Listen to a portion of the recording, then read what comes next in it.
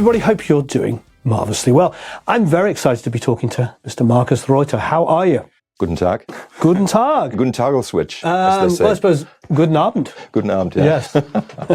It is now, nearly 7 p.m. Went to a wonderful show the other night. Saw you Friday night. It is now Monday. Yeah. And you did 3 nights in a row at the Baked Potato, or as the jazz musicians love to call it, the Spud. The Spud, yeah. The Spud. Yeah, a wonderful place. Have you played there before? Yes. Yeah, a couple of times. And similar things, like 1.5 hour sets, 2 a night? Yes, yeah. So that's quite demanding when you're... It's super demanding, and we played like 3 or 4 shows in other places before that, so we had a string of 10 shows in a row. I have to say, by the last show last night, I was pretty exhausted. Right. But the place is great. It inspires me to give everything. It's such a great venue because it's tiny. I mean, intimate would be the understatement. Where we were sitting, I was here and Tony was there. I felt really bad. I was trying to lean back as much as possible. But it was amazing. And it was such a wonderful sound for such a small venue. It sounds great everywhere in there. I was very concerned again because we don't have any speakers on stage. It's only the drum kit, and we go direct with our, both Tony and I, we use the ProjeKCt these days. And we go direct. But our sound engineer, Robert Fraser, is very experienced. And he sort of like always makes anything work. Like no matter how bad the sound system, like he really is good. And Phil, I what did it sound? It did sound good where amazing. You were sitting, right? Even where I was sitting, which was, well, actually, probably that really proves your point, because I was sitting next to Tony. So typically you would expect all I would hear would be Tony, drums, and a little bit of you. No, where I was sitting, it sounded phenomenal. You see, like the level, the sound level on stage was a disaster when we were still using monitors and amps. And we toured with Adrian Belew's trio for like 3 years, about 10 years ago. And everybody was on speakers. And it was just incredible. And I mean, as you know, like Pat and Tony, guys who've been around the block like 6 decades, right? They have some hearing loss. So it gets so loud on stage, so that now that we have like the in-ears and, we can, if we want, we can play to a click for some tracks. Pat is doing like controlling everything from his throne. It's just wonderful. Like it's quiet on stage. I mean, Pat is extremely loud as a drummer, like one of the loudest drummers I've ever played with. He's probably the loudest, really. Yeah. And so like for us to kind of like for everything to gel, you need a sound engineer that knows the pieces very well, knows the people very well, and knows how to handle those sound systems that we, every day there's a new one. So. It sounded phenomenal. The performance was incredible. I love the fact that you're playing your own stuff, but you threw in Red, level 5. And of course, I thanked you afterwards for playing Breathless, which Tony or Pat introduced as you bringing to the band, which I think is... Yeah. Like especially Tony, he completely forgets what he's done. So I used to make the joke that Breathless was recorded when Tony still had hair, which is not true. But he played bass. He played Fender bass on the original recording. I thought, well, it's perfect. Let's play it on stick. It's going to sound great, and I'm going to kind of like find a version, of what Robert plays on the record, and it's been a hit, like for us. So, and Crimson brought it into their repertoire actually. With the last incarnation of the band they had. So level 5 was super, super powerful. Yeah, I call it the brutal piece. I mean, originally performed by a quartet. So with Adrian Belew and Robert Fripp kind of like alternating like single notes to do this like ping-pongy thing and stuff. So I had to learn those parts, and in some parts like I had to drop a voice, let's say, and I can't play all 4 parts of the, But it still sounds extremely powerful, and it's sort of like a signature piece for Stickman now. But I kind of like love the fact, and like somebody who posted a review today actually said that sort of like the King Crimson tracks are a little bit less colorful than our pieces, which is kind of true. And I think it's great because it balances, like we have our new and colorful stuff, and then we have some older repertoire, because like Larks and Red, they go back 50 years, right? And it's maybe a little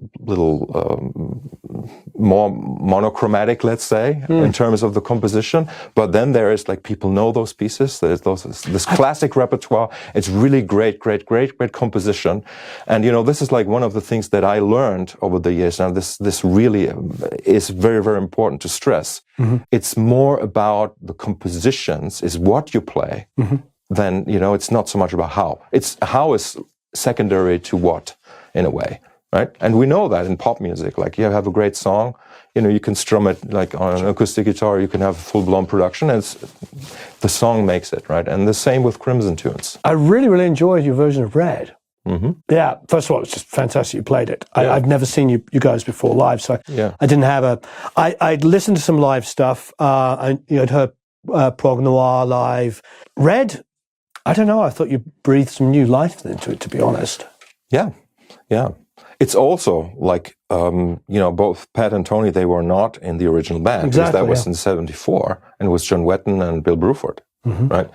And so it's fascinating. You know, get these guys who've been, you know, in music for a long time, and they still have this very fresh approach, and there's nobody else who sounds like Tony, nobody who sounds like Pat. And I think that's what makes it so great, because when they are really let loose, they can interpret this stuff in a beautiful way, which sort of like would also be my criticism of the last incarnation of King Crimson, where with the 3 drummers and like the big band, basically like 7 or 8 people at some point. 7-headed monster, yeah. Yes. It was really very difficult for Pat and I guess each of the musicians to really speak as an individual voice, which was the whole point, right? So I mean, it's not a real criticism, but saying that with the trio, we can really, like, each guy brings in their own perspective, and it really gives that greater. Agreed. You know. So and. No. Agreed. Yeah, and in a small club, a trio is the perfect thing. Yes. But like on this tour, you know, the first show we played was in Vancouver at the Rickshaw Theatre. That was 650 people there, which was a surprise, but I guess it's because we were there for the first time. And it works as well there. But, you know, like, I have to say that my history with the band is now almost 12 years, I guess. Right. And at the beginning, I wanted to be just, because I had seen the band before I was in the band. And I thought that Pat and Tony were not as good as they could have been in that band. That really was my opinion. So when I got into the band, I said, okay, I want to be like the sideman or like the pillar for them to be the greatest version of themselves. That's how I started out. And then from there it grew, and now we're sort of like even parts of the equation. That resonates with me. I understand what you're saying, because, you know, we're fans of them as musicians. Yes. You know. Yes. I mean, both of them have incredible resumes, incredibly diverse. Pat, quite pop rock up until David Sylvian and Fripp. Yes. But I was thinking about that when I was talking to Pat, that he and Bruford share quite a lot in common in the way they play, as far as I'm concerned. Most drummers that, you know, use the prog title tend to rely almost entirely on technique. Yes. Where both Bill and Pat always have groove and feel in their playing. They don't sound like they've been gridded. I mean, it maybe is strange to say this, but, you know, there are players and they're musicians, right? And I think that's what makes the difference. I would never call Pat a drummer. He's more like, if you would want to call him anything like that, you'd say he's like more of a percussionist. He's like an orchestral percussionist. He orchestrates the music. So even when he's playing a groove, like each note he plays has the highest quality of sound and the highest quality of execution. And so it's more like, say you have a score which says, oh, one timpani hit there, triangle there, like it's like that. And when you watch him from behind, which you did, maybe you saw what I mean, like it's like he's orchestrating all the time, kind of doing this kind of thing. Oh yeah. You know, with like this, his attention fully there to the kid, to the music, and to the audience. Which is amazing. So I agree. Bruford, you know, as well, like very, very musical drummer. They're different, but they share the same. And Pat learned from Bill, obviously, you know, and I guess Bill also learned from Pat. I'd hope. I'm sure anybody that plays together will always that's always true of any collaboration. So let's get a little bit of your history. So you were born in Lippstadt, 1972. Yes. You started on piano. It says here in 75. Were you on piano at 3? You know, my parents started taking me to music school when I was like 3 years old. Right. And it was like Glockenspiel, okay, a xylophone, you know, stuff like that. Then you got into classical guitar and mandolin. Yeah. So it says performs until age 16. So what sort of happened? Because I know you said, like to me earlier off camera, you sort of feel like you had a late start. Yeah, I had a very late start. So the problem was like I'm from sort of like a working class background, and my parents, they had like a good intuition to kind of send me to music school, but they didn't really know what it meant somehow. And there's like in our family, there's no tradition of like there's no knowledge about education and learning. So I never learned about learning from my parents. Right, I understand. Not explicitly, right? I relate. So yeah, so that's why because I guess I was sort of like a talented person. You know, like in school, I didn't really have to do my homework because I was so quick. It could like 2 minutes before the lesson, I could just, you know, jot it down, you know, like that. I was kind of talented. And with music, it was the same. Like I was already composing when I was 13, 14, 15 years old. But I had no knowledge, right? I had only, how do you say, in knowledge that was simply there, right? And when I met Robert Fripp at a guitar craft course when I was 18 years old, I was, you know, exposed to a system of learning for the very first time. And that kind of like was my wake-up call. And only at age 20, when I got my first Chapman stick, which I bought from Trey Gunn, I really understood what practice means and what it does. And so that's like in my real start in music was at around age 20. And I started touring when I was 38. So I guess that's what I refer to there as a really late start. Right, I understand. Yes, so just looking at my notes, we're talking about you, as you were saying, at like 13 or so, composing. But I have notes saying that you studied music theory and history with Karl-Heinz. How do I pronounce his last name? Streitmans. Streitmans. Yeah, I was extremely lucky. German educational system, you have something called Gymnasium. I don't know how that would translate to any English or American system, but it's like the 11th, 12th, and 13th year of the school education that we used to have back then, right? So, and I got lucky that there was actually a class. There were like students from 5 different schools and 3 years to make a group of 10 people that actually wanted to study music. So I got very lucky that this teacher was there, and he took me through, so it was 2.5 years with him, and he took us through 5 different, epochs of music. So starting with whatever, Baroque or whatever it was, I can't remember where we started, up until like 20th century music. And he really taught us very well. So, and it was always like, really, he started with, what was the philosophy and the like the worldview of the time? What did composers write? How did the worldview, relate to like the ornamentation or the richness of the music? And so like I really learned about like the history in the context of the philosophy of the time, and I learned in that process. I learned a lot about music theory and about analyzing music. And so it was, but that was very, you could say, theory heavy, right? But all that happened before I actually ever took a musical instrument seriously, which is interesting thing, right? So I was dabbling, with piano and classical guitar and stuff like that, and I had played mandolin when I was like 8 to 12 years old or something, right? But I never understood that you could actually sit down and practice something and become better at it. It's always, because also the way that I did it, they just put, a musical score in front of you and you were asked to play it. So it was like reading, and reading was very far removed at that point from what I considered to be real music. I understand. And I relate to a lot of that. I was a massive fan of music for years and years and years before I played it. Yeah. Yeah. So, like really the event that changed me was my uncle and my mother. They took me to a Mike Oldfield show in Germany. in 1982. So I was 9 still, or just 10 maybe. And it was the 5 Miles Out tour, which is an amazing album. And it was a 6-piece band with 2 drummers and a drum machine. They were playing to the drum machine and stuff like that. It was really amazing. And that was the moment where I think I became a musician, even though I wasn't aware of what that would entail. But, you know, that's also why I'm still kind of interested in the totality of music. I'm not a player.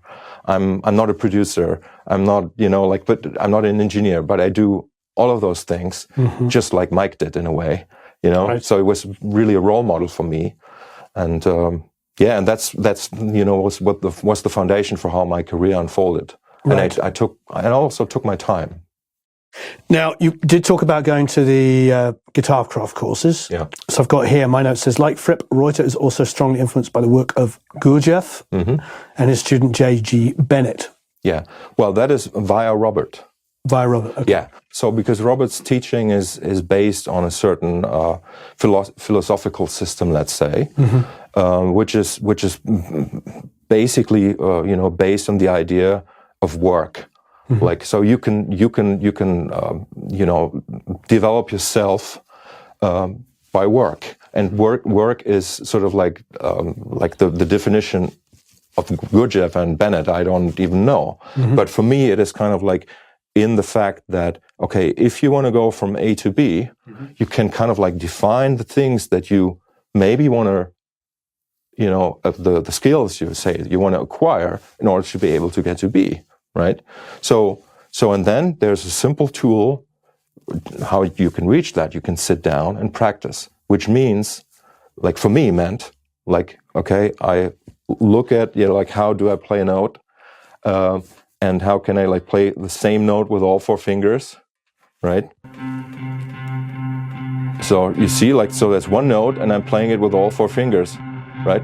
And so you see, okay, if I want to be able to do this, I practice it and I repeat it. So it's not done by doing this like for 20 seconds like it just did. You have to do that for years, right? To really get good at it.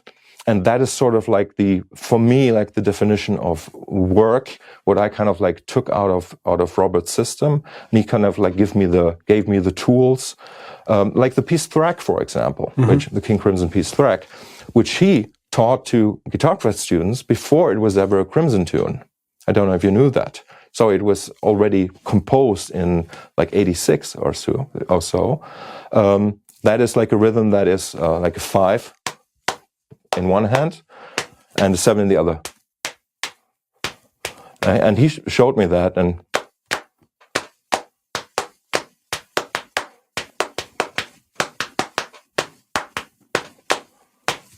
yeah, so this kind of thing, he showed me that. Yeah. And it took me years to learn this, because it's not just about learning the pattern, the way that he teaches us.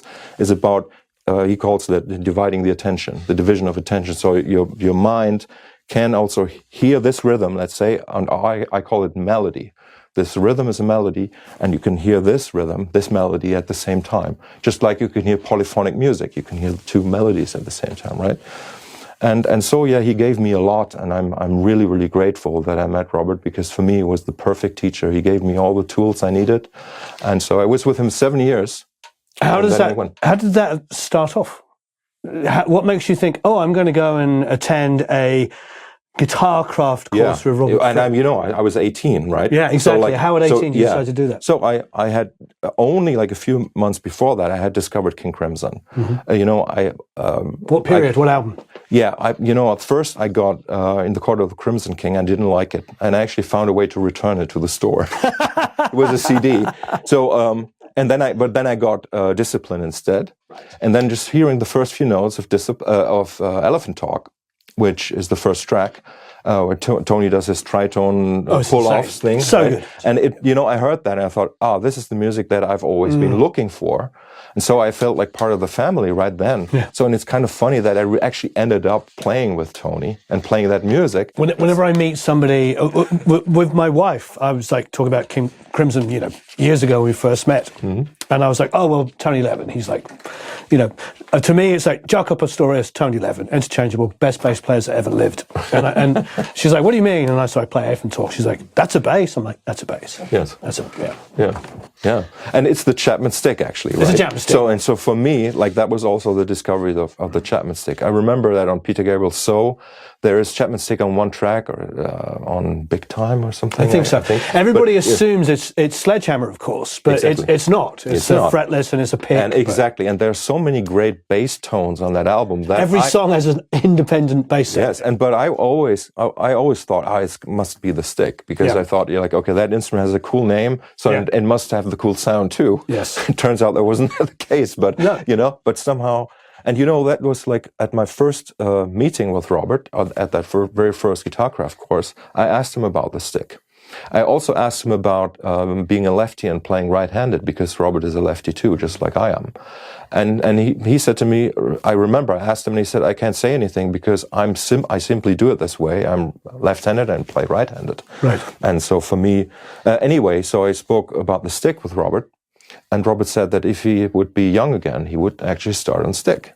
Mm. And so somehow, because I was so in love with the music that Robert did, and I loved his teaching, and I said, okay, I'm going to do it. Like, sort of, I'm going to do it for you in a way. So the jump, just to get back to the jump-off point, is you get discipline, you hear Elephant Talk. Yes. What? There was a League of Crafty Guitarists show in Bielefeld in Germany, and I remember that the sister of a good friend drove me there, which was like a 1 hour drive or something, and there were flyers on the tables, as simple as that, for the course. Mm-hmm. And somehow I felt like I need to do it, and I asked my parents, can you finance this for me? It was 1,000 Deutschmarks. Because you were studying psychology at Bielefeld University, yes? That was before that. Even. Oh, she'd already done it. No, GuitarCraft was when I was 18, and I started studying when I was 19 or 20 years old, studying psychology. I see. So because and this is also important. So Robert was the like Stretmans, Karl-Heinz, that we already mentioned, and Robert both said to me, Markus, do not go and study music in a conservatory or anything, and Robert's argument was like, if you are a professional musician, you're going to do it anyway. So learn something proper. Mm-hmm. Right, so that supports you financially, and you'll do the music thing anyway. That's what he said. It was great advice for me. It was great advice. And Karl-Heinz, he kind of already had a hunch that I was going to be a good composer. And he said to me, he was almost crying, like when he was retiring. I had a meeting with him. He said, Markus, I didn't get to do what I wanted to do because I got into teaching. Mm. And Markus, please, you become the composer that I didn't become. It still gives me goosebumps. That's beautiful. Yeah. Yeah. You'd have to show me exercises that I need to know to strengthen the hand. Yes. I play piano, but I'm not a great piano player. What kind of things do you do? Remember what I just said to you: touch, release, move. Yeah. So but start like say on this string here. Yeah. Okay, first finger there. Okay, and then you release. So you're not taking the finger off. You're releasing it, so it's still touching the string. Yeah. So that's the release. Okay, and then you put all 4 fingers down on the string, on the surface of the string, and then you play the second finger, say, on the next fret. Yes, and you do the same thing. Release, awesome. Third, and release, yes, and release, great. And that's the exercise. Well, that's the whole technique. Show me how you do it. I want to watch you do it now that you've explained it to me. Yeah. Okay. Yeah. See that?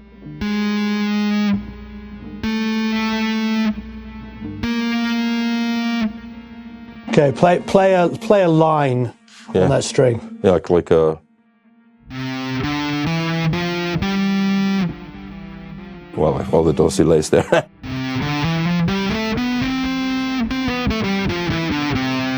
I see. So it's always.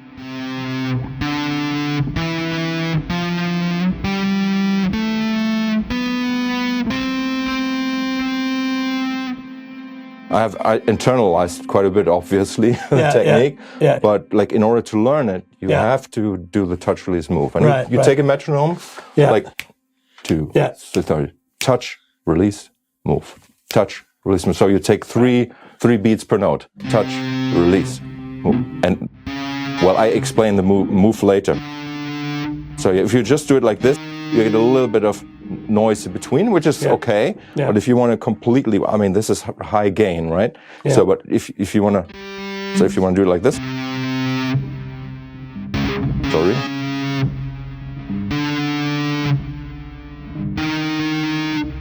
So that would be the proper way to learn to get the fingers to be close to the string at all times. Yeah. Because you want to learn, you want to teach your fingers to develop speed as in velocity. Yeah. So going from 0 to 100 in like 6 milliseconds, right? So that's sort of like the idea. Right. And so you do that by restricting to make sure the fingers are on the strings always. And that way the finger learns to accelerate as quickly as possible. You know, and it's quite something. And like with a clean sound. Oh, let's take this one.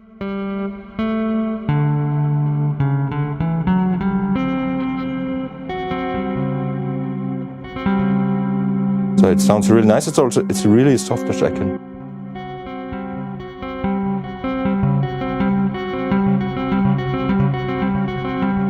So there's even some dynamics in it, which you wouldn't assume, because the faster the finger is, the louder the note. Right. So I can show you, for example, in the Stickman piece Cusp, there is so it's kind of this thing where the right hand does quarter notes. Yeah, you remember that piece, right? So it's,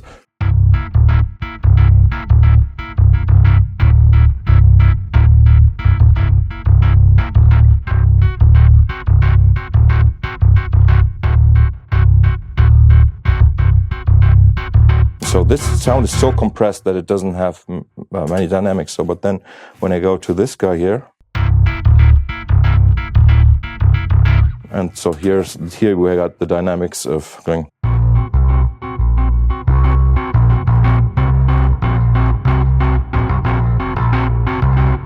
Right, so it's about distance to the string and the speed at which the finger comes down, so you can get some dynamics. So on the laptop, I'm running audio to MIDI plugin, so I can add in MIDI sounds to my looper. Press record here, and I can play a few notes.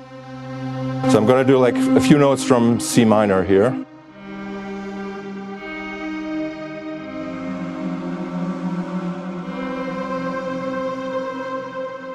So now there was a wrong note in it, I don't care. So, and then I have two loopers that I started. So now one is playing back on an octave high and backwards. And the other one is playing back regularly.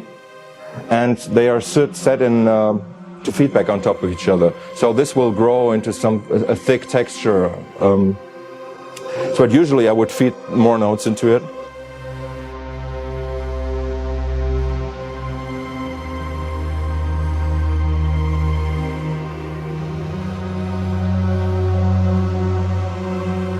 So turning the wrong note into the right note, that way.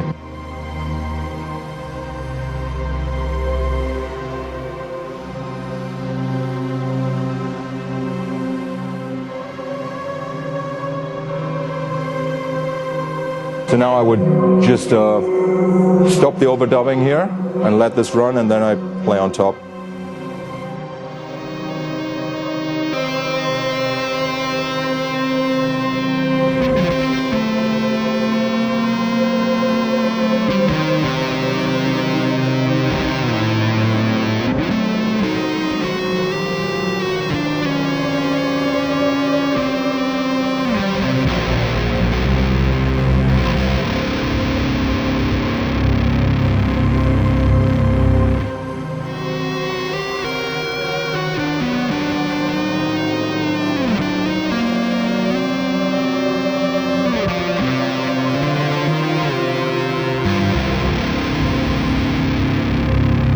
See, that backing track is evolving. So this is sort of like really like my looping and ambient stuff, like in a nutshell. Yeah. And a lot of my albums are based on this kind of process.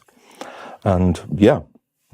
So explain to us, you were telling me, so that you said this is based on what Robert was doing with was it 2290? We have one over there, the PC Electronics. So two delays that are feeding into each other. Yes. So I don't know exactly how he did it, but he must have had some sort of mixing device. So that he put the delays on the sends, and then brought the returns back onto the channels, I guess, on the desk, and then you can kind of like do cross feedback between the loopers. And that's sort of like what I do, because with Stickman, for example, I need to, like, in 20 seconds I need to create a thick texture, right? And that way I can get a really thick texture in a short period of time. Amazing. Yeah. And but you know, it's a texture that is like ever changing, because the two loopers I don't sync them, so they are kind of like not linked to the timeline on Ableton, so it doesn't really matter what the tempo is set at here. And so I go to like record. It records. Because basically I've set up the keyboard to do that. So like my A key and my Y key, they start the recording, and then the X and the S key, they stop. They go to overdub, and so I can kind of like start and stop both loopers independently, and I just go by feel, and then I create these ambient textures. Are you always recording? Because if you do something like that, it's completely random. So if you're like, that was amazing. You can't ever repeat it. Yes, exactly. Right. Yeah. So, and that has kind of like been an extremely wonderful tool for learning about music, like, because it is unique and it's wonderfully unique. And either, as you say, you always record, or you simply don't care if you lose something. Right. Because you can do it again. It will be different. It's not that it's, you know, I'm not the kind of guy who loses sleep over losing a performance or anything. Yeah, I mean, like in the context of the bands that I play, I have a band called Anchor and Burden, which is an improvising quartet. And I use the looper as an extra band member, right? So with Stickman, it's more like we need a little bit of a texture. We don't want a canned texture. I mean, Pat could simply trigger something that I give him, but no, I want that to be unique every night. So we have these spots in the set where I play a few notes into the looper and it generates that backdrop, and then we play King Crimson's Industry or our song Swimming in Tea, or even Prog Noir, like the opening track. You know, I play a little bit of soundscape before we go into the song and stuff like that. So it's not really I don't think of it as a main ingredient for Stickman. Right. But for my solo work, I mean, there are a lot of albums that don't use any soloing or whatsoever. They only looping with the two delays. Incredible. And yeah. And I've been like quite successful at that. Actually, I started out, like my first album was recorded this way with two Oberheim Echoplexes. I don't know if you remember those. It's not an Echoplex. It's not a tape delay. Those were digital delays. Oberheim. Originally, it was Paradis, like a Swiss company, did those delays, and then they were bought by Oberheim and then Gibson, or the other way around. I can't remember now. I'm not sure, but yeah. And those were like these 90-second delays that you could do this kind of thing with. It was sort of like the generation after the TC 2290 to do this kind of stuff. And I released my first album that was recorded in this way in early 98. And I got lucky that because I had kind of like, you know, every day researched one address on the internet back then, and I sent out CDs to college radio and like public radio here in the US, and got quite a good feedback. And people still tell me, like after Stickman shows, like, Markus, I remember the winter of '99. I was, you know, sitting on black ice, and Chuck Van Zyl played your music on the radio, and you know, so that was kind of like the beginning of my career, actually doing ambient music. When you're doing ambient music, are you recording all the time? I mean, is this something that? You know, this is interesting because people say that I have like, well, I am extremely prolific. Okay. Yeah. When we were doing research, Paul Tingen and Paul says, I thought he must be 80 because he's got so much music out there. There's no way he can only be 50 years old. Yeah, I think there are like 500 albums in my discography or something. Really, and I believe you. But I could be doing much more, and that's why I'm not always recording. Right. As simple as that. I you know, the way that I do it, like if I break down a whole year, I have maybe 8 weeks, and in those 8 weeks, I actually practice my instrument. Then I have 5 to 6 months where I tour. Then I have, say, 3, 4, 5 dedicated recording projects where I go either into a studio or I'm at home and I say, okay, I have like 2 days here, and I'm gonna, work on a new setup, find some new sounds, and then make a record. Yeah. So, but it's really very, very little time compared to, how much output there is. Because with my process of composition, and I mean, there's the looping, there's also generative stuff that I do with MIDI, for example, right? Like you can produce great stuff relatively quickly, and you don't have to do the traditional production process. So here, what comes out of the system is finished. Like you only need to give it to mastering, and it's done. There's no mixing involved, right? It's all part of the texture from the very beginning, but you do have to kind of develop a sense of what is right. You need to make sure the notes are well executed, let's say, or if there's something that doesn't sound right, you kind of try to make it right by adding some other notes, and yeah.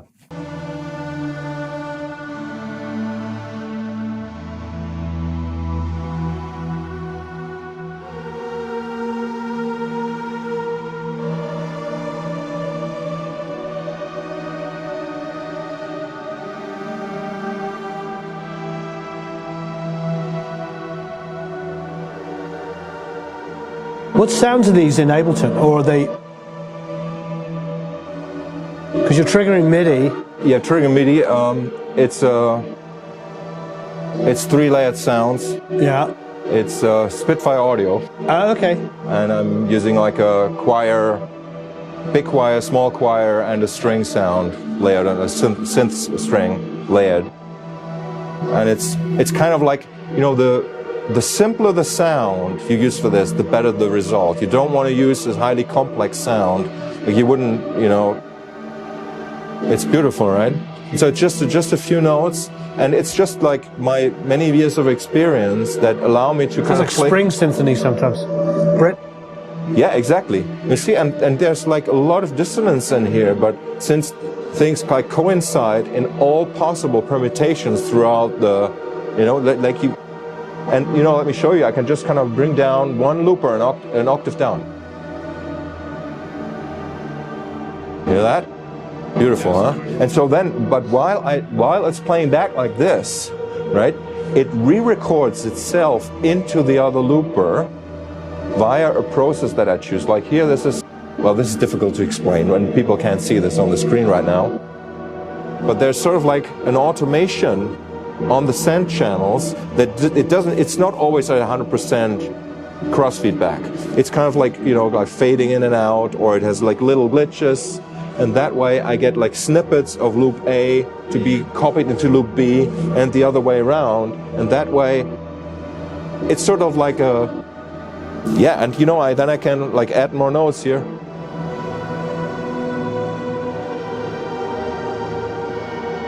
Can play like a symphonic sound that is like,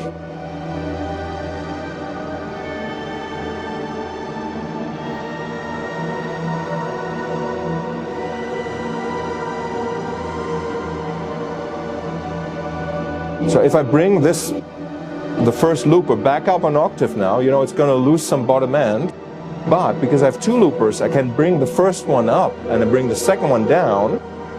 So now it's going to jump a little bit.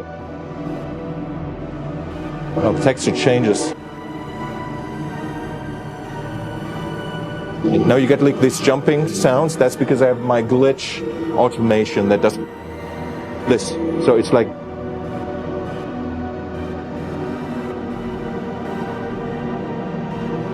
just keep adding notes here. So just the low octave.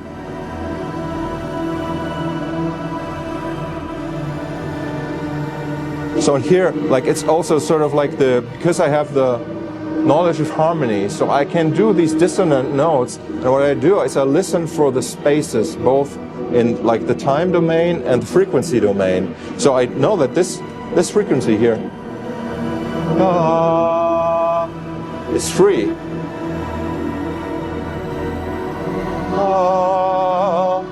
And then I can do like a major third here now. And then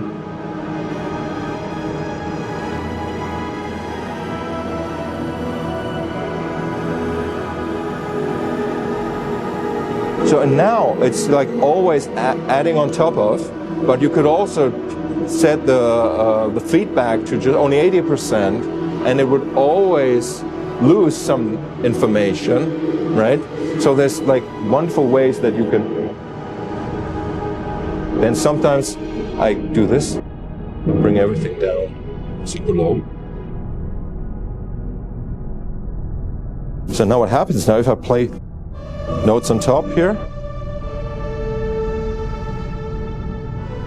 So I can basically play a second piece on top of this rumble. But now the loops are, because I pitched them down like 3 octaves, so what was like 11 seconds is now, I don't know, whatever it will be then, 66 or something like that.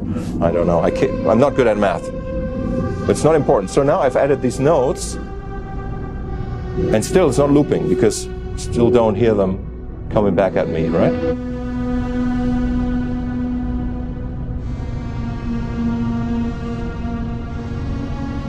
Well, let's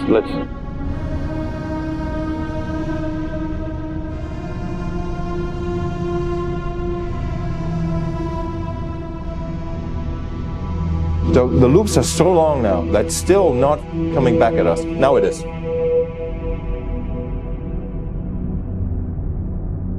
Should be. Anyway. It's 11, it'll be 11, 22, 44, 88. Yeah, exactly. So, and you see, like now I can bring it back up. And now we have the high stuff in it is what I just played.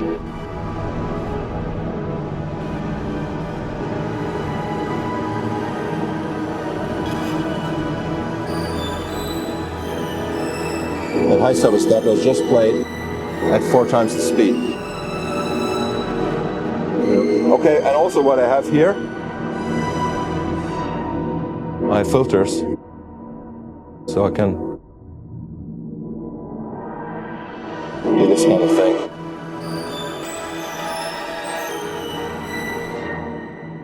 And all these moves are getting recorded into the other looper, so the whole thing gets more and more complex. And since on the return channels I also have different delays and reverbs, so it means like each copy will be sort of like put a little bit in the back, like so you get like this 3-dimensional space. And it's totally unpredictable, but as long as you're playing good notes into the system, what comes out of it is fascinating. Right, so it's super thick now. And then I can also just stop it and start it again.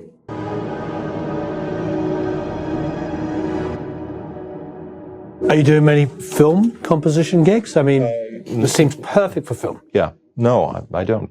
Oh. I would love to. Anybody watching in that world? Let's talk a little bit about the guitar. I've still got a million things we can talk about, but sure, I know. this is your design, yes? Yes. What happened is I used to play the stick. Even in the first year of playing the stick, I met other stick players, and I saw that there sort of like seemed to be like almost like a natural ceiling where people couldn't get over, couldn't get better. What was the ceiling? The ceiling was like you learn like the stuff that you learn in the first 6 weeks. That's what you'll play for the rest of your life. And I saw that, and it was kind of disappointing because I loved the idea of the stick so much. What is the ceiling and what about it? It's because it's a very idiomatic instrument, the stick. You know, you have 2 tunings on it that have a very specific sound. So all fourths and all fifths.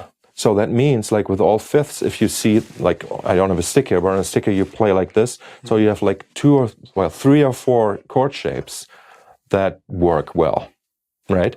So, and with the right hand, you have like the patterns of one hand going across the strings to play scales in fourth, like you do on a guitar.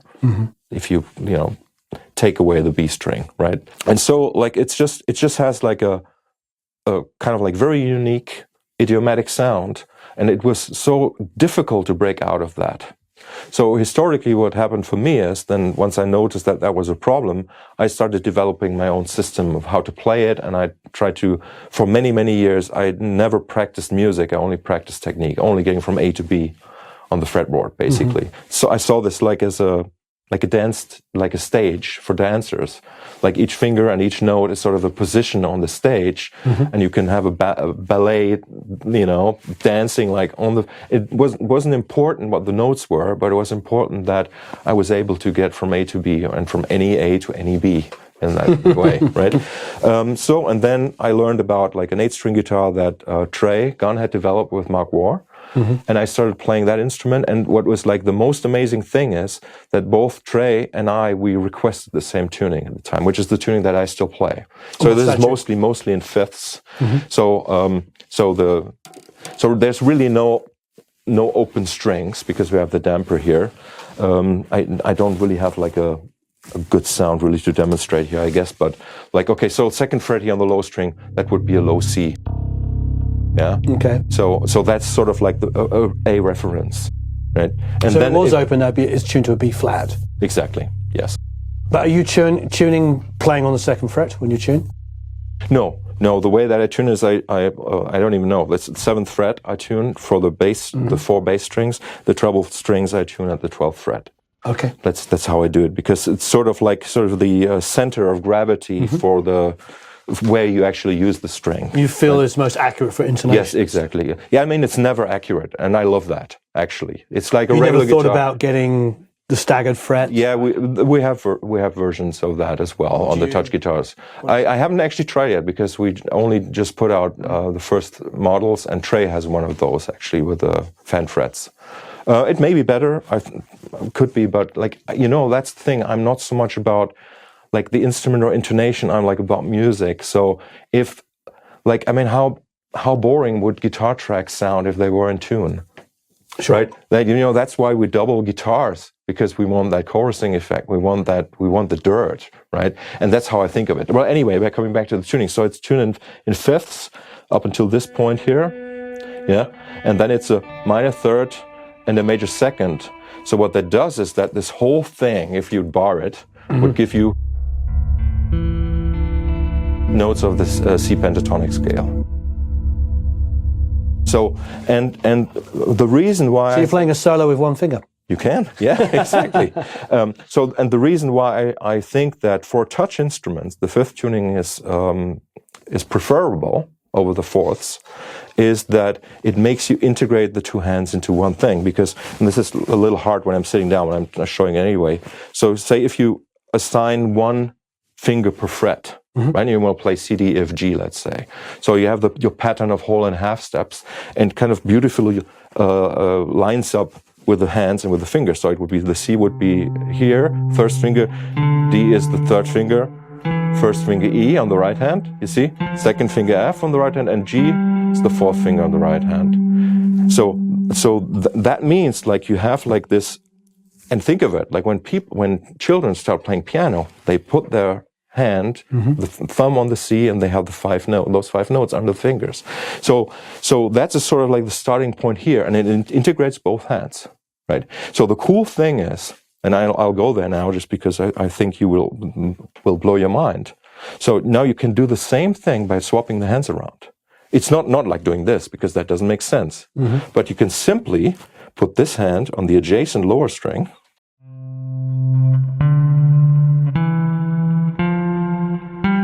right? So now we play 2 notes in the right hand and 3 in the left hand, right?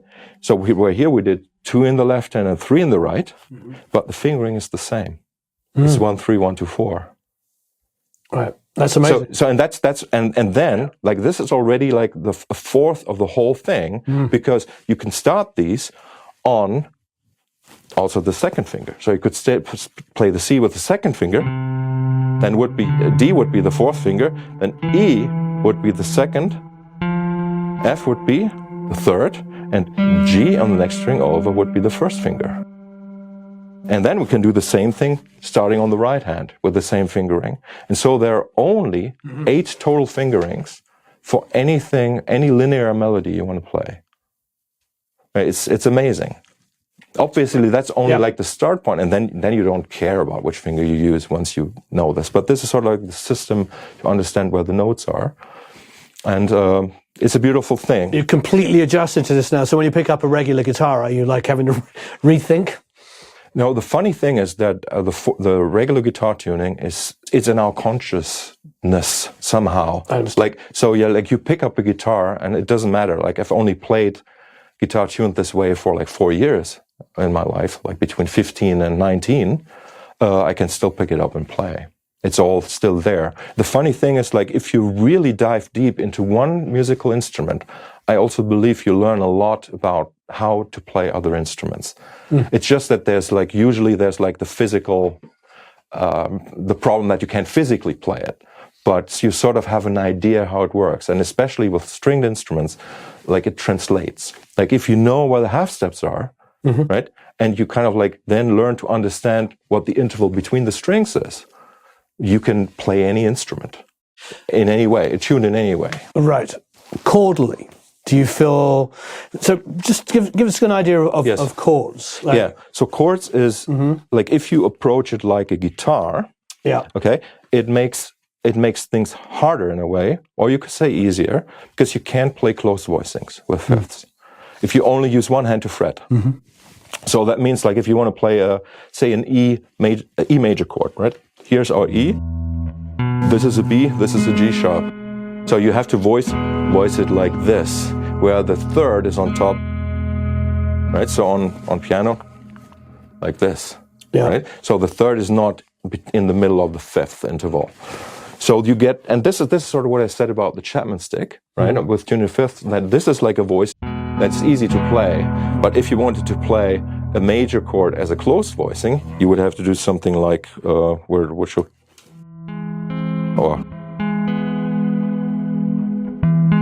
that's your major, that's the closed voicing. And you can only do it really if you use both hands. Right. You can. That's a heck of a stretch otherwise. Exactly. So it's kind of nice because it still has idiomatic things about it, but that's not where I start when I teach. I start with just playing one note at a time. Like with chords, I mean, it's amazing. You can, there's like beautiful chords like this, right? Or like even like more complex chords sound amazing, right? It's absolutely beautiful, or just. Right?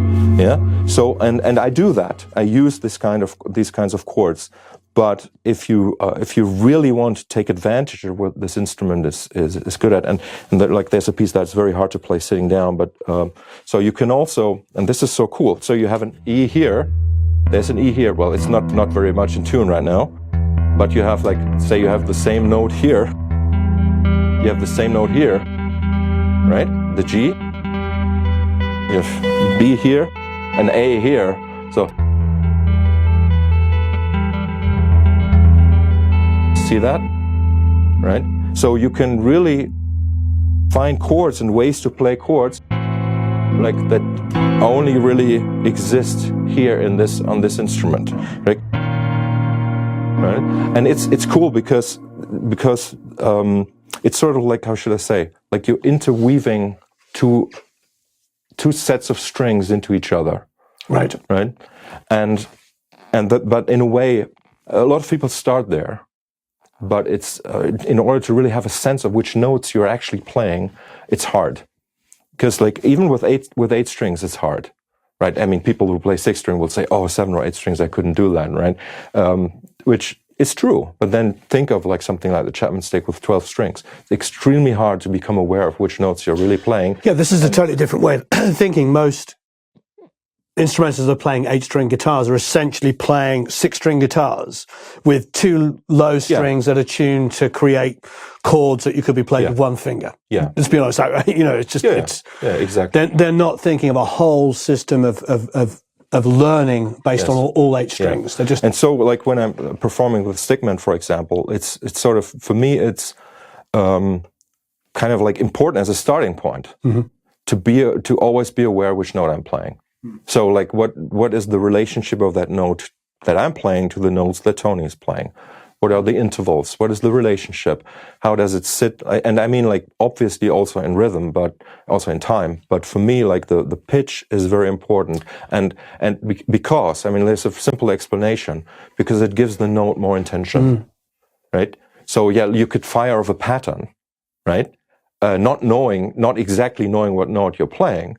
But if I sort of like have a sense, okay, like when I do this soundscaping stuff and play a C minor scale into the looper, and I improvise on top of it, and I go to say an F sharp, I know that that dissonance is intentional, right? So I kind of like choose the dissonance, or I choose the consonants, and that way I'm sort of like micro-composing. That's kind of like, and I do that in performance as well, right? Like so, and you know, that's sort of like why for me it was really important to know what the notes are on the instrument. I remember back in the 80s reading Guitar Player, getting an import from America, and Robert was being interviewed, and he was talking about crafty guitarists, and he was saying that he would have to stop people from taking things they already knew on guitar and trying to apply it to the fifth tuning. Yes. He's like, I'm giving you a new tuning to think about,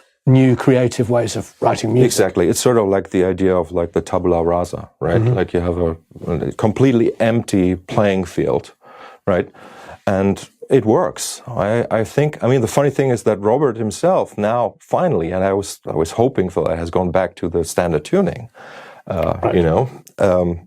But, you know, the fifth tuning just, because of it's sort of like a pointed stick in a way, right? Like so, and that's funny because stringed instruments like violin, cello, like, you know, this is the cello tuning here.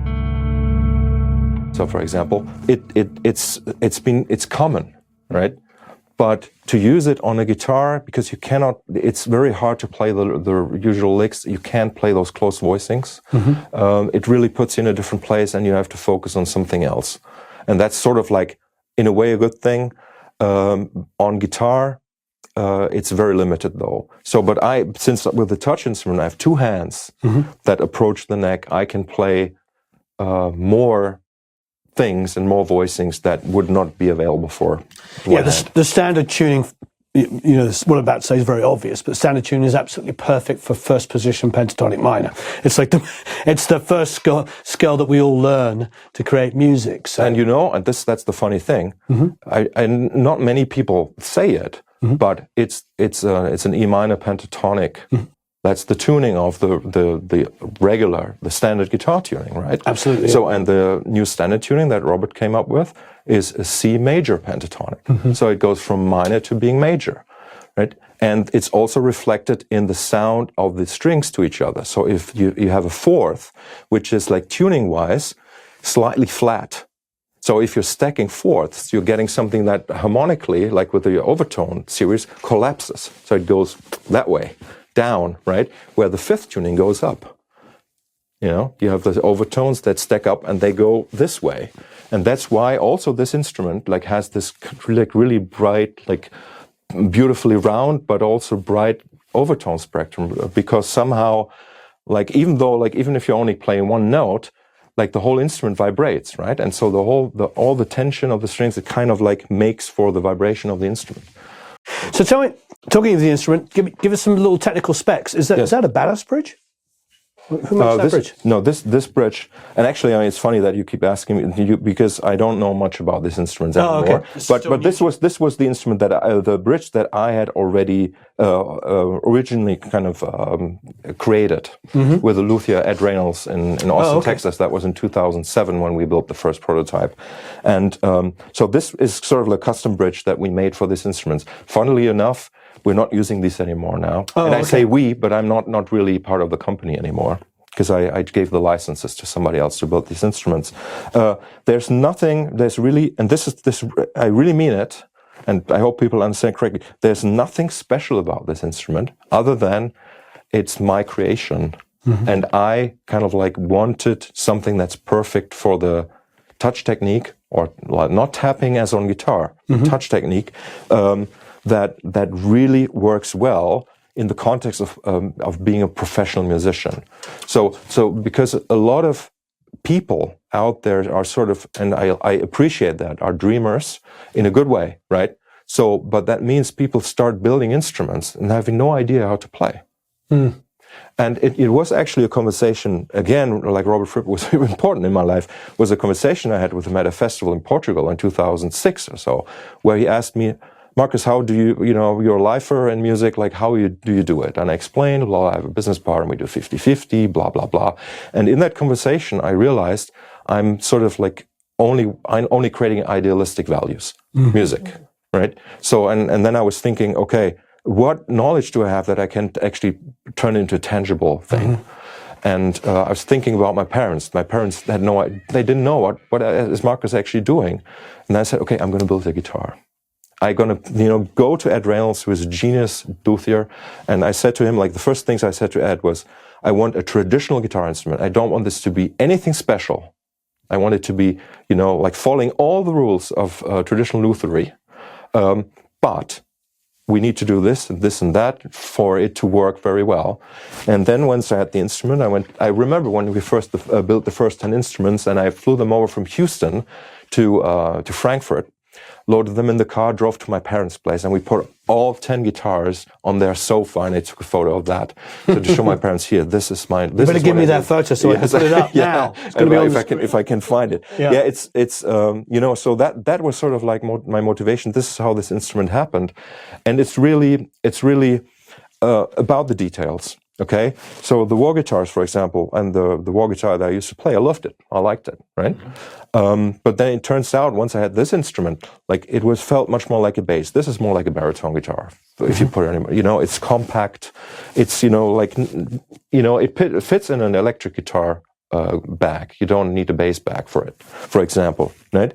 And just the setup, like small details, like the distance of the bass string to the side of the fretboard, stuff like that. All of these details, like where to put these, so that you can stand up. I mean, if people can see it, I don't know. So like the instrument can be in this position, but it can be in this position, and it stays right. It can be in any. It's balanced in any position, stuff like that. And then like what I think still genius idea to angle the pickup. Because like naturally on the thinner strings, you have, you want more body, right? So that's why more body here and less body here. That's why it's this angle, right? Agreed. And so we figured that out. Like Ed, he built like a little contraption so that we could move the pickup and turn it. And we found this. Basically the reverse of a Strat, which tilts the other way. Yes, exactly, right? And here, so it's sort of like a built-in equalization across the strings. It will never be perfect because obviously you go from like round strings to plain here in the middle, right? And you will always. It's good though, huh? It's good, yeah. So, and all of these details we took into consideration for this instrument, and I have to say, like I never looked back. Like once I had this instrument, and I thought, I always thought when I bought the war guitar, I thought, okay, I'm going to keep the stick. No, like 3 months later, I sold the sticks that I had. Then I had the war guitar had my U8, which was the name of the first model we did, and I never went back to the war guitar. But funnily enough, because I sold it, the war guitar, and just last year I bought it back. Just for historic reasons, for my museum at home. What about the stick? Are you going to buy the stick back? Actually, Trey bought his stick back from me. Isn't that funny? Yeah. So I mean, it's not like in the family of this instrument. There's always been a little bit of a war that because Emmett Chapman was very particular about the copyright of his idea or the trademark or whatever, and like the patent on it, which I don't know if it really existed or what it was, I don't know, but there was like a big lawsuit in the 90s, and he even called me on the phone and threatened to sue me because I was using the name ProjeKCt for my band, which had me on stick and 2 other guitarists, which I thought guitaristic is kind of like, I mean, it's good for him, right? But but anyway, so there was a little bit of like a bad air. What about Stickman? I mean, exactly, and this is what I'm going to go for now. Stickman is really a historic moment when Tony Levin, who is like the #1 stick player, right, plays with somebody who plays a different instrument that one of the most famous bass players that's ever lived. Exactly, and stick players, right? So the #1 stick player, and we were. It was peace, like from the very beginning. There was no questions asked. It was just it was just right. It was about the music. Like the first piece we wrote, Crack in the Sky, brings together Tony's beautiful Chapman stick bass tone with my soaring leads. You know, and a beautiful lyric about Alan, and you know. Yeah, I mean, when you're playing leads, to be honest, when you're playing leads and when you're doing all the stuff on Breathless, I mean, I could close my eyes and imagine Robert playing on the Les Paul. Yeah, it's true. You know, I obviously you get that tone. Obviously, I don't really know how to respond to that, because on one hand, I like that. Right. It's that sort of intuitively I can do that. You can do it. Yeah. On the other hand, I don't want to be a copycat. Oh no, I didn't mean it like that. I just mean that you're able to evoke it, you know, and you don't. Yeah. Yeah. And I mean, I love it, like the Night Watch, or like that 70s kind of sound, or Baby's on Fire, or but that's why I like Almost Fire, or like tracks like that on albums. But that's why I loved Red so much, because I felt like it was a modern interpretation of something at the time that sounded so alien when it came out, and now it sounds just as alien, but in a modern way. And yes, exactly, and with more body to it, right? And I think that's sort of like a sign that how great those compositions are. They are timeless, and they don't. I mean, if played with the right intention and attitude, they still grow. Their importance still grows, rather than. You know, with a lot of classic rock, like you could question, you know, if that's the case, you know, but with Crimson's music, it's, I think, important. Yes, I was talking to David Bottrell about this, and what strikes me about Crimson is when it gets heavy, it doesn't rely on like 5 layers of guitar playing the same voicing to make it sound heavy. It's all in the composition. Exactly. It's not in the recording. Yes, the recording is integral when you get a great engineer and producer like David, of course, he's capturing incredible tones and performances rather than figuring out studio trickery to make it. Which probably speaks a lot to, you know, what Pat was saying, is that Robert really doesn't like to record. He likes to play live, rehearse ideas, go out and play it, and then when they've really rehearsed it super well, then go and record it as quickly as possible and capture those ideas. Yeah, that's the ideal situation, which, like in a practical world, let's say, is very hard to do. Yes. Right. But yeah, with Stickman, we try to do that, you know, as much as we can. You know, like the heavy. I mean, I can sort of like maybe demonstrate with, because this instrument is really amazing because it's tuned in fifths, right? So you basically just put 2 fingers in the same fret, right? And this would be. This is just an E power chord. Yeah. And it's so fat. Yeah. And it's because of the scale length, right? It's because of the scale length and the tension of the strings, which is a little less than on an electric guitar, right? So you get, so I do like.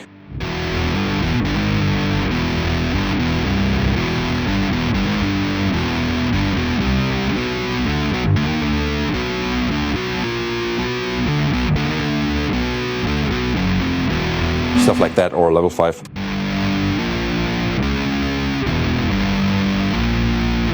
Right?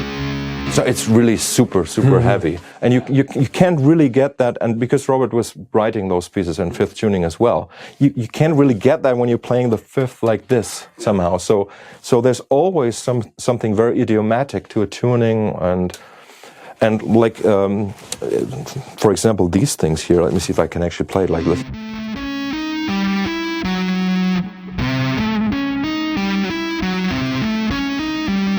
Which is a shape in the 5th tuning, right? So there is merit in tunings, you know, like in trying to find interesting things. For me, it was just important. I've played in 5ths since '91 now, so 32 years. So you can think in 5ths. You know, the thing is, like, I still don't think in 5th. I think in pitches, right? So more like a piano. So I can like think of a pitch, I know, it's that key. And that's how I think about the pitches on this instrument as well. So more of an absolute thing, okay? Like this is my D in the 12th fret, right? And I also know that each note on our fretboards has a unique timbre to it as well. It's not just pitch, right? So and that's what makes guitar so fascinating, that you can produce so many shades of, or even shades of pitch, like, okay, you can do like the vibrato, and it's subtle because I do a combination of like shifting it up and down on the fret and doing the violin thing.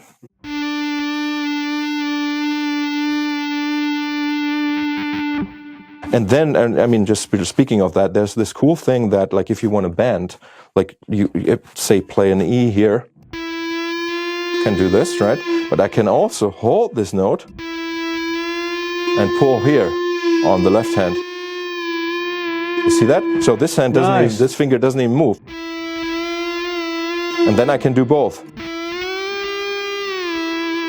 So it's Nice. pretty cool and expressive because of that.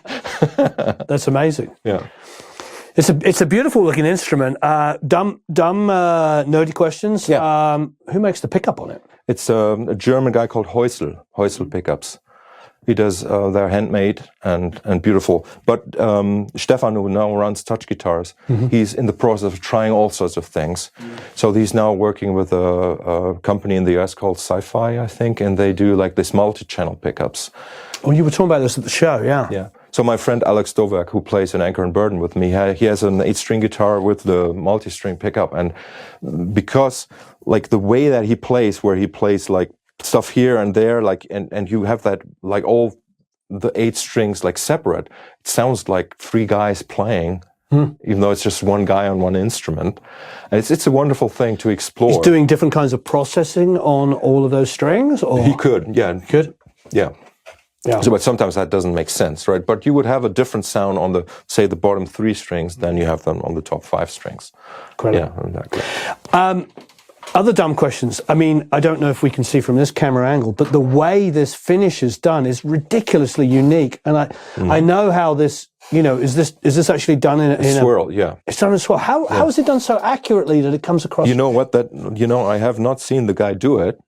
But and I can't remember his name right now. But he's in the south of England, and he's a genius. He's a genius to make it do what it does there. And the cool thing is you can send him the color palette. You can kind of create a little graphic for him, and then he will choose the colors, and then he does it. He sent it back to me. It only took like 4 weeks or something. Wow. It's beautiful. Yeah, I made this instrument for the tour with Devin Townsend because Devin had like a dark set and a light set, let's say, and he wanted to have like the flamboyant instrument and a dark instrument, and so that's why I had this one made. And I'm very happy with it. Like it's totally passive, it only has a tone knob and a volume knob, which actually for a future instrument I want to get rid of.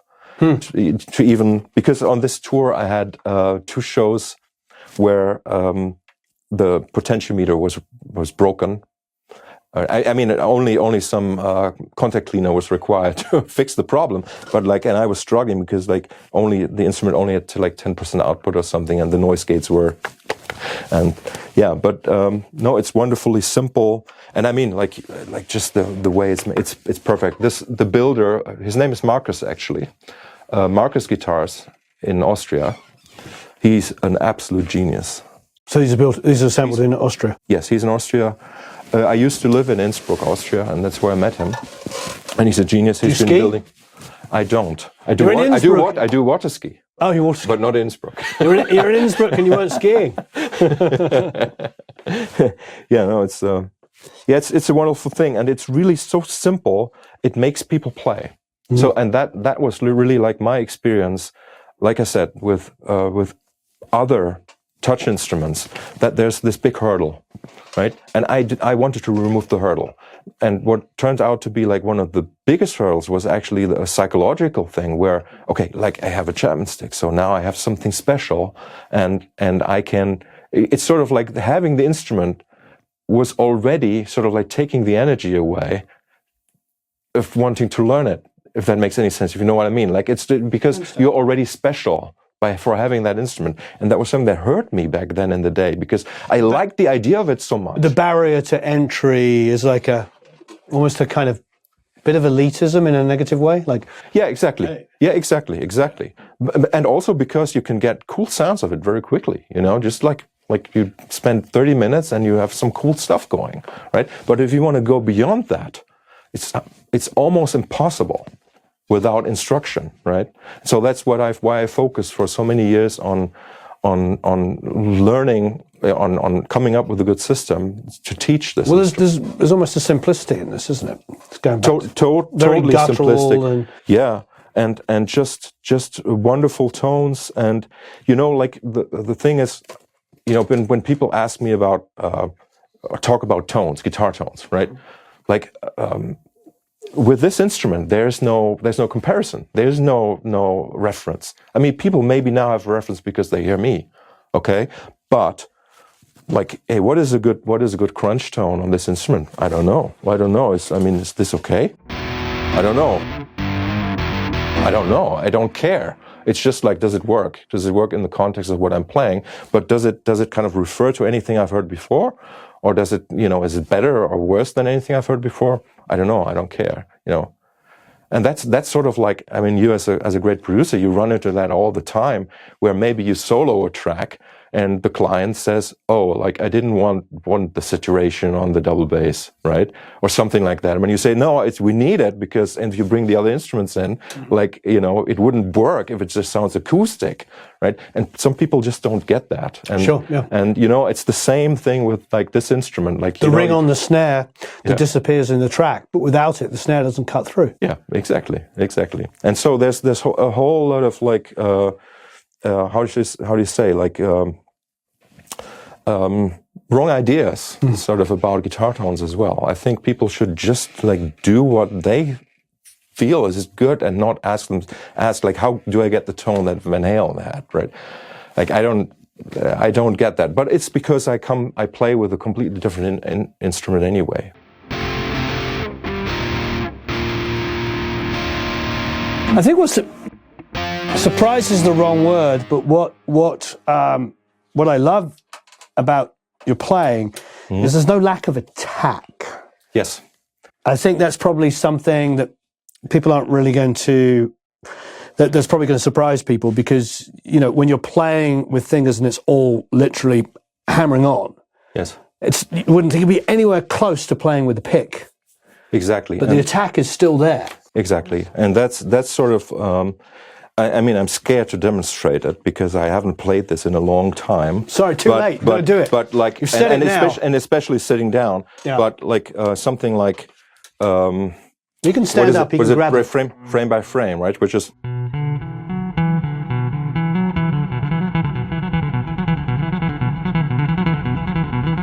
And so the lots of reverb here, but that's the way you can go from doing this.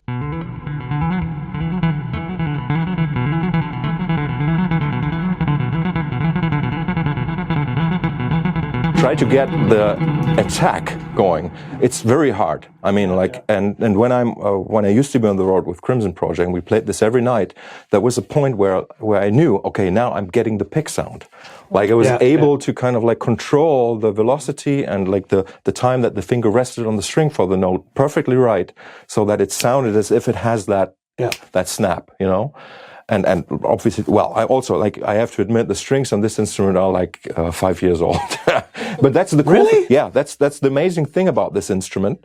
You can't. I never would have guessed that. Yeah. And you know what I have to do is this. No, there's barely any pits on them at all. Yes. Wow. Yeah.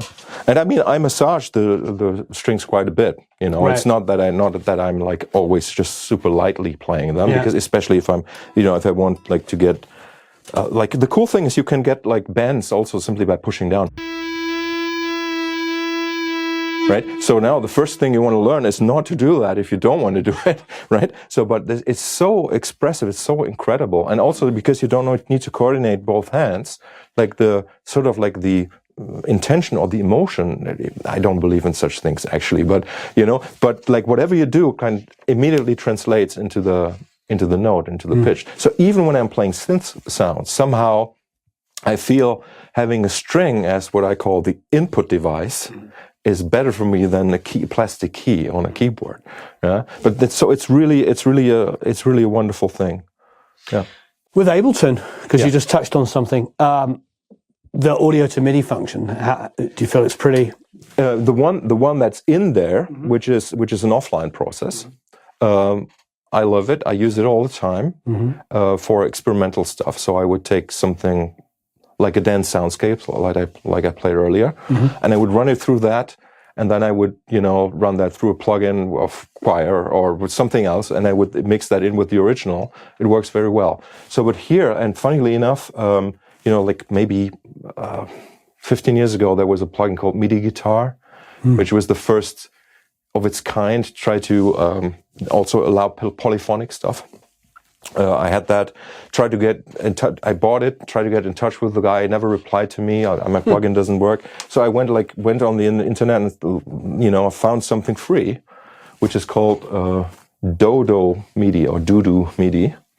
And is that what you use? And that's what I'm using here, just to translate and it's cool because I'm not using that, but it also generates an envelope from the note that you play. So it's both a MIDI, it converts audio to MIDI, but also does the envelope follower.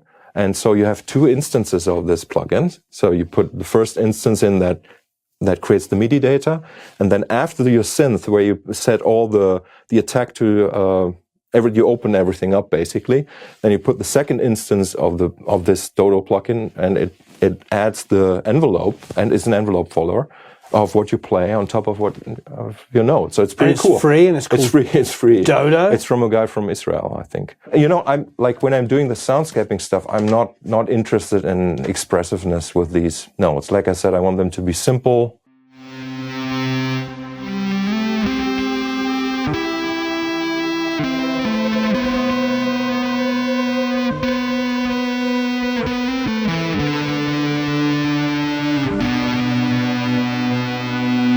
It works reasonably well, and it actually gets the distorted sound. Same colors as your guitar. Yeah, exactly. That's the one. It works. It's cool. Are you coming out of this into Ableton? Yes. So, what kind of processing do you need to do to the guitar, or is it just a direct DI into the Dodo?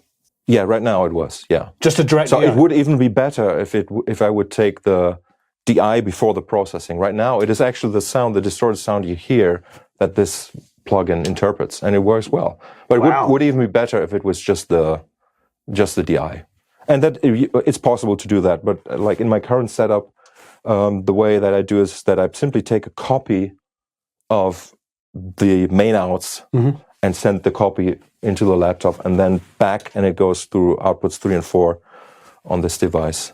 So it's like the smallest touring setup I've ever had, and the best sounding. I love the Helix. I still use the Helix because I'm a Line 6 supporter too. But like recently, like I wasn't able to schlep anything heavy anymore. So this is sort of like perfect. And who's this made by? This is Neural DSP. Oh, it's Neural DSP. It's a Finnish. They are in Finland. Yeah. And actually, Tony and I met the guy in Chile because he's Chilean. In 2011 on our very first tour together. So we have a long history of knowing that guy who kind of like now does this amazing thing. And I've got to get one of those. It's wonderful. Well, we've only scraped the surface and we've been talking for a couple of hours. Maybe we have to do a part 2. Yeah. Because I've got as far as 1998. No. Didn't even talk about 1996. First concert of own compositions and becomes professional musician. Meets keyboardist Bernhard Wüstheinrich. Yeah. The most amazing musician I've ever played with. Central Song. Yeah. Yeah. Yeah. Bernhard is a graphic designer who I met in Bielefeld, where I was studying at the time. And we got together to play, and it was the most eye and ear opening thing ever, because he has really no musical knowledge whatsoever. He's just a total natural guy, and I was so inspired to play with somebody who does not question, things that don't sound normal. Right? Because a lot of, and we're basically doing what people would call electronic music then, but more in the vein of Tangerine Dream or Klaus Schulze is one of our favorites. And anyway, he was so fearless, and he would do things that would feel so painful during recording, right? Like he would suddenly mute the bass when it in the, just shortly before the climax of the piece. Let's say, we do like these amazing things nobody else would do. It inspired me so much. And Zentralzone is basically like has been like my main child, let's say, love child. But it's the least successful thing I've ever done. Like still on streaming service, like you see, like they're like 30 plays per month or something like that, which is interesting. Oh, but Zentralzone is we're gonna have to rectify that, aren't we, Eric? It's wonderful, and so Anchor and Burden, which I already mentioned, is the extension of Zentralzone because it's Bernard and I plus Asaf Sirkis on drums and Alex Doverk on touch guitar. Because we thought, okay, now we have to do something about it and bring our music out to, there you go. I found it, yes. 46 monthly listeners at the moment. There you go. Definitely 47 now. Yeah, that's the Cult of Bibi Boo. We will be... Which is 20 minutes long, so... That's good. That matches my drive home is about 25 minutes, so yes. I've got it queued up. Okay, cool. Going to be listening to it on the way home. Yeah. So 96, that's post Robert, Robert's using philosophers as inspiration. So it is interesting because I feel like it's very, very Renaissance, isn't it? Because when you think of Leonardo da Vinci, it was like somebody that was an artist of the highest caliber, one of the greatest artists that ever lived, that also was a scientist. I'm very impressed by you, actually, I have to say, because because remember, like the idea of the Renaissance man, right? Exactly what you're trying to describe now. That has been like so uncool for such a long time. Really? I mean, if you think about it, like if people don't get it, if you're good at two things, it's come back. It's come back. I guess so. But I think there's no reason why you couldn't be good at many things. Oh, somebody commented on a video yesterday, because somebody said, Warren, how do you write a book? It took 3 years to write and do all these things. And this guy's like, you're spreading yourself too thin. I'm thinking, it's all in my wheelhouse. It's all built around art and what I love about it. And everybody I know and respect is like that. We think of the greatest artists, the musicians of the last 40 or 50 years, the Peter Gabriels and the David Bowies. I mean, Bowie was an actor and was really good at it, quite honestly. Yeah. But he was also, in all visual arts, everything was connected. Gabriel's the same thing. It's just like... Yeah, and like traditionally, as you say, like that was sort of like the role of the people that have that kind of interest, because it's not, I think that the development, like within the psyche of a person, of interest for anything, let's say, is sort of like the important driver. But it's mostly kind of like concentrated on one thing at first, right? So you discover music, let's say, but then you realize, like I did, like in the mid 80s, okay, there's an Atari ST. And I can write basic code to make MIDI, and so you kind of like get drawn into, and it's very 520 natural. or 1040.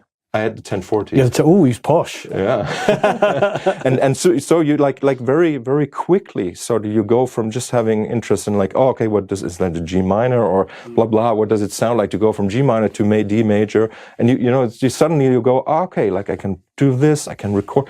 You know what I mean, right? So it goes from like one thing to something broader. Like I said with Mike Oldfield, you're a producer, you're a composer, you're a player, you're a band leader. You do all these things because you're not interested in actually presenting yourself as a player or as a composer. And he was an end results guy. If you've ever watched the documentary on the making of Tubular Bells, he talks about all his limitations. He's like, I'm not a very good piano player, and there's some complicated parts, so I just slowed the tape down to half speed. And recorded it an octave up. because it's about the result. The result is what. Yeah, exactly. And that's so important. And you're absolutely right. People are always skeptical, and in a way that has been like maybe the biggest challenge in my life. That because I had a special interest, okay? Special interest in creating something that doesn't sound like the blues, let's say. Just to use a stupid example. People thought that I wasn't a good player because I couldn't play that way. But they didn't understand that I I was already beyond that. Right, you made a choice about it. Yeah. So nowadays it's great to play the baked potato and get feedback from people who say, like, you sit there with their open mouth and say, Markus, this is like, you're one of the best players I've ever seen, and I've seen them all. That's what one guy said on Saturday night. It was wonderful. Yeah, and so to get that kind of feedback is really great, because I'm still being, like, exposed to that skepticism quite often, and especially like, okay, I played that ambient music, that what I got, like. I think people have threatened because, see, the thing is, I grew up loving blues and jazz players. Yeah. I love that expressiveness and bending, that stuff. But I don't get threatened by something that isn't that, and vice versa. But it is a weird, I think that's what it just comes down to. People trying to not be mean, but small-mindedness, I suppose, is the plot. Yeah, I don't know what it is, right? Yeah, threatened. I don't know. I think there's something. I always try to see the positive. Yeah, me too. In things. So I don't know exactly what it is, but I'm sure there's something positive behind it. And to me, to get here, you have to go through, Robert Johnson still is part of what's going on here, even though there is no, like, specific correlation. That's still, like, those riffs still hit you in the same guttural way that a classic blues riff does. Yes. You need that to get to here, but it doesn't mean that you have to copy something from the past. Exactly, and so that's why, and I was never interested in practicing music, really, because the problem was, like, that anything that is music already, which is wonderful, which is what I want to do, right? But if I practice that, means that I'm starting to limit myself to only doing that or only learning that. So for me, because the instrument was so new and nobody knew about the technique, it was important for me, okay, so I'll forget about wanting to play music for a while. I'm just going to practice technique. And then once I have the feeling that I know that I can play the notes, now I can play a piece of music, right? And I had the luxury of not being in a rush, right? Like, it was in my early 20s, I studied psychology, and I did music on the side. In fact, I did music and psychology on the side, okay? But that was sort of how it went, and I allowed the time. And, like nowadays with all the players that you see, like on Instagram and stuff, like all these short clips and stuff, like, it's so intimidating, right? And I've come to the point where I'm just not interested anymore, emotionally, in something that only requires a lot of work. If you know what I mean. Like, there has to be an artistic reason why. We did a master class over this weekend. We actually started on that Friday when we came to see you play, and it was with my good friend Louise Goffin, and her parents, of course, are Goffin and King, which are the second most successful songwriters of all time after Lennon and McCartney. And she was talking about, I think her mum was 18 when Louise was born. So she grew up. They wrote "Will You Still Love Me Tomorrow" when she was 1 year old. So her mum was 19 when she wrote it. Wow. So she grew up watching them write all these mega smashes and become more and more successful. And she just makes this point about composition, which I think actually supports what you're talking about, because she said, being really amazing at your instrument doesn't make you a great composer. No, not at all. And I think that's when I watch the YouTube guitar players, some of which are absolutely phenomenal, I see some incredible technique, but I don't hear much good music. And I think the fact that you're talking about, you went composition first and you were learning, coming from the composition first is a very, very powerful way to look at music. Or you could even go further and say you come from the idea of whatever it means, art first. Right. So before it's even composition or painting or sculpture or whatever, you kind of like come with the idea of like getting an artistic education, which basically is kind of like you study or you learn about things that happened in the past, right? But in a structured way, so that you will be equipped to build a bridge into the future. That's sort of like how I see it. So there's a lot in kind of, that's why there's no problem learning to play the blues. Not at all. It's just a mindset. Okay, you learn the blues in order to transcend it. Mm-hmm. Right? If you don't want to transcend it, fine. But you don't learn the blues to stay there. Right? You can, that you have the option. And that's sort of like what good art education does. That's sort of like the tradition of the European art schools. Like, that's why you discuss an idea, you discuss a concept, you have to write, like 15 pages about your work, because you need to justify how, why, what, right? And that is sort of like missing in music education. Like, why do you write that note there? And what is wrong in music education is that in jazz education, for example, is about recreating that old sound. So people generate rules, in order so you can sound like player X, right? And then there's like sort of genres within jazz. Which of course is interesting, because all the African American jazz artists of the 40s and 50s were inventing it. Exactly, but they never invented it in the way that it's being taught. It's not invented as a system. It kind of like developed as something that was alive, and it's being taught as something that's dead, right? And that's sort of a problem. And with classical music, it's like you learn like 4-part harmony, and the teacher tells you it's wrong if you have a parallel fifth going or something like that, which is exactly like I had that experience, right? And I always knew, okay, yeah, but it's what I did sounds great. Sounds much better than what the other guys did, and so you see, that's sort of like in music education, there needs to be more freedom.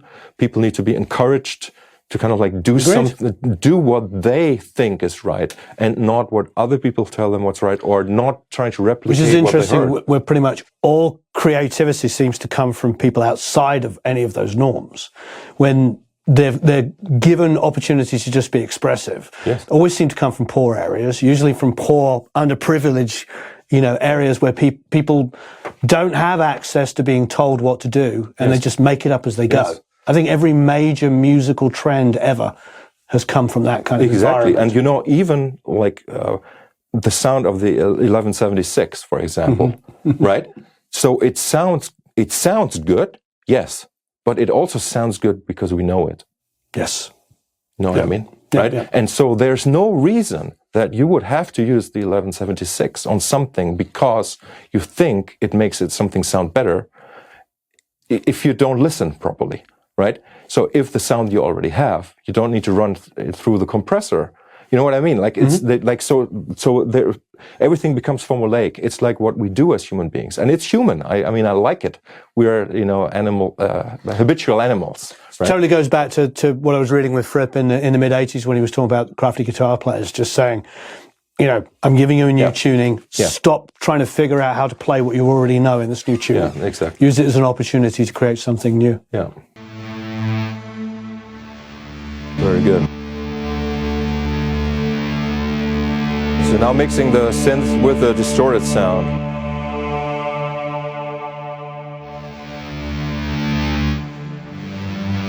But the distorted sound is triggering the synth. Yes.